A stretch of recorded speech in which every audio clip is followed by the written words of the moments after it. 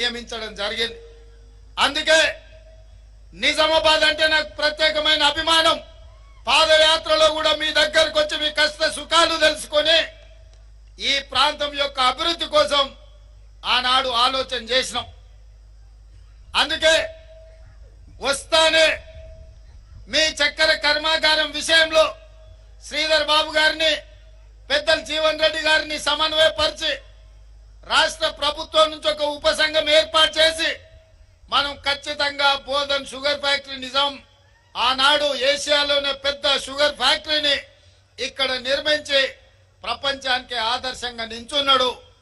ఇవాళ కేసీఆర్ గారు వచ్చి తెరిచి ఉన్న చక్కెర కర్మాగారాన్ని మూత వేసిండు. దాన్ని తెరవాలనే ప్రభుత్వ నిర్ణయం తీసుకొని విధి విధానాల కోసం శ్రీధర్ బాబు గారు, పెద్దలు జీవన్ రెడ్డి గారు దాని మీద కార్యక్రమం చేపట్టిండ్రు. రైతులందరం కలవడం జరిగింది.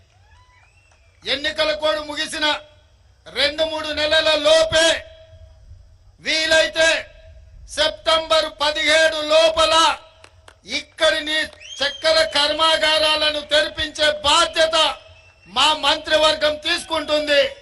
ఈ ప్రాంత రైతులను ఆదుకునే బాధ్యత కాంగ్రెస్ ప్రభుత్వం తీసుకుంటుందని నేను ఈ సందర్భంగా తెలియజేస్తున్నా. మిత్రులారా, నేను మీకు కొన్ని అంశాలు గుర్తు చేయదలుచుకున్నా. 2004-2009 మా అన్న మధు యాస్కిన్ మీరు ఎంపీగా గెలిపిస్తే పార్లమెంట్ లో కొట్లాడి సోనియమ్మను ఒప్పించి తెలంగాణ రాష్ట్రాన్ని తీసుకొచ్చిందంటే మీ నిజామాబాద్ ఎంపీగా మిత్రుడు మధు యాస్కి గారు సాధించిన విజయం అని చెప్పి ఈ రోజు నేను చెప్పదలుచుకున్నా. మరి 2014లో కల్వకుంట్ల కవిత గారిని మీరు గెలిపించారు.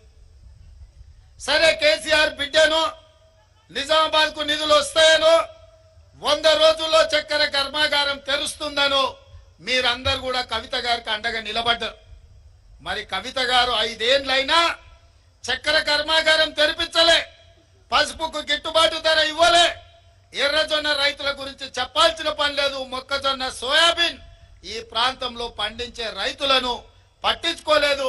ఇక వాళ్ళ నాయన అయితే ఒక అడుగు ముందేసి ఎవడు ఊరేస్తే వాడు ఊరేసుకున్నట్టే అని చెప్పి చంద్రశేఖరరావు చెప్పిండు. అప్పుడు చైతన్యం కలిగిన ప్రాంత రైతాంగం ఒక నిర్ణయం తీసుకున్నారు. బిడ్డ మళ్ళీ అయితే రా, నీకు లగ్గం చేయకపోతే చూస్తామని చెప్పి.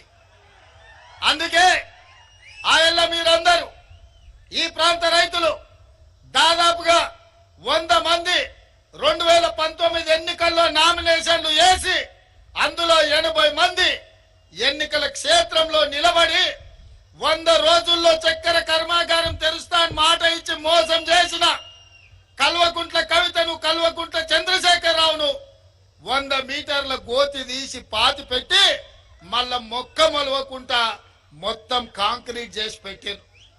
ఆ దెబ్బకు 2024లో కల్వకుంట్ల కవిత గారు ఎన్నికల్లో పోటీ చేయడానికే భయపడ్డారు.